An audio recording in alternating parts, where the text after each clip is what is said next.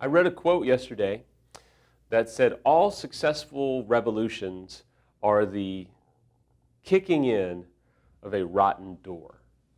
And let me tell you, as you go through recovery, there's a lot of rotten doors you're going to have to kick in, especially for the unfaithful spouse. I just will tell you, if you want to heal, if you want to grow, if you want to give your marriage a shot at restoration, you're going to have to be willing to kick in some rotten doors of your soul. You're going to have to entrust an expert to actually kick in some rotten doors of your soul.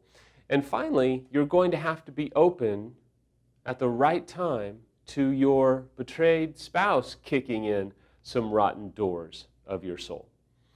Incidentally, and I want to say this now before I forget about it, but I will tell you that through the healing that we've been through the unity that we've been through the restoration process that we've been through, I have actually been able to kick through some rotten doors of Samantha's soul. Now that picture kind of is tough for you as a betrayed spouse to gather. For you as an unfaithful spouse, you kind of go, yeah, let's kick in some rotten doors.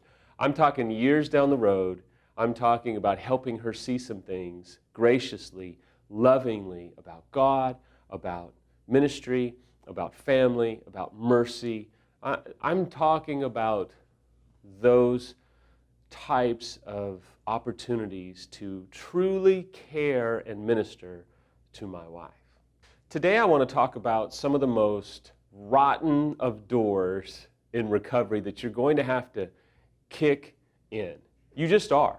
There's some very rotten belief systems, call them rotten doors, that are going to have to be kicked in if you are really serious about healing. One of the rotten doors that has to be kicked in, that for some reason the last couple of weeks I've heard about it more so than I have in several months, is that the unfaithful spouse says, I don't want to keep talking about it. We've talked about it enough. No more talking about it. Let's just heal. I implore you today, unfaithful spouse, hear me. If you study psychology, if you even study infidelity, but if the research on psychiatry and psychology is far deeper and longer and with a greater history than infidelity. Infidelity is probably 40 or 50 years from experts. Psychiatry is hundreds of years. The reality is this: you cannot heal from something you don't talk about. If you don't want your spouse to talk about it, they're not going to be able to heal. It's just cut and dry. Telling them, we don't need to talk about it anymore, we shouldn't talk about it anymore, we've talked about it enough. Well, here's a checklist. Have you talked about it with an expert who's been through infidelity before? Have you talked about it with other people who, in a group scenario that's safe and expert-driven and controlled, that can support you and actually help you see some things that you can't see on your own, sitting on a therapist's couch or sitting at home, grinding it out together verbally, trying to hash it out. You just won't be able to do it that way. You need to be in a safe, professional environment where you can talk about it in a controlled way that isn't for hours at a time, flooding, yelling, screaming, throwing things, stabbing, or punching. But I will just tell you, stop saying, I don't want to talk about it anymore.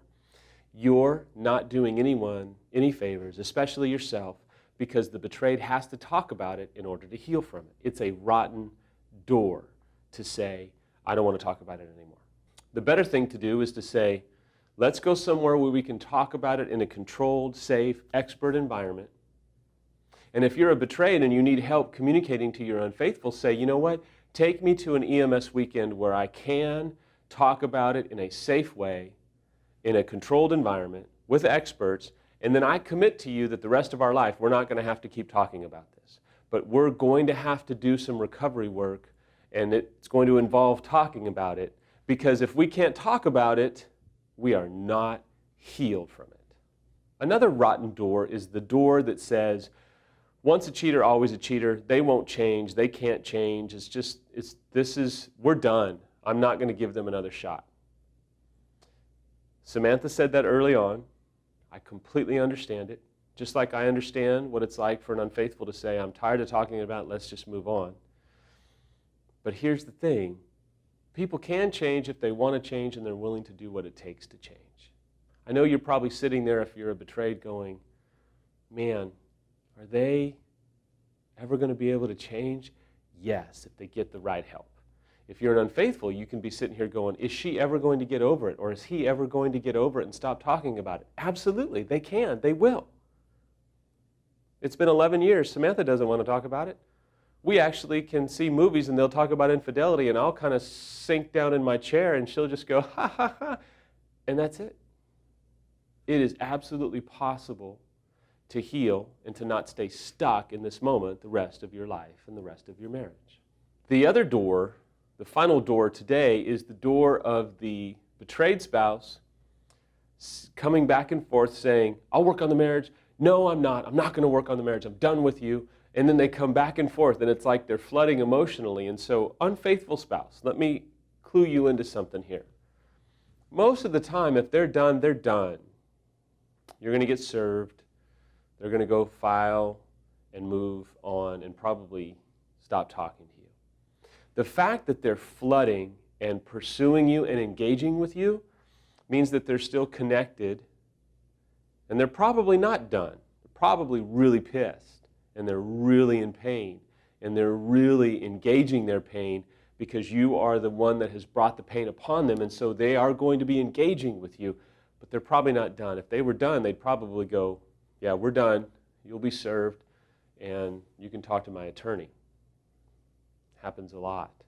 But you're going to have to kick in that rotten door of the back and forthness and say, okay, let's go get expert help.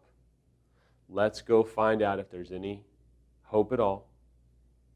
And realize that when there's back and forth, even if it's an unfaithful back and forth between their spouse and their affair partner, or the betrayed spouse back and forth between we're done, we're not done, I hate you, I love you, it's all very normal. And the way that you start to remediate that back and forth is to get into expert care and then follow the process. In summation today, listen, it's time to kick in some rotten doors. Make a decision that you're going to have a personal revolution and you're going to be willing to be brave, to be patient with yourself, but to be resolute, if you will, and refuse to give up.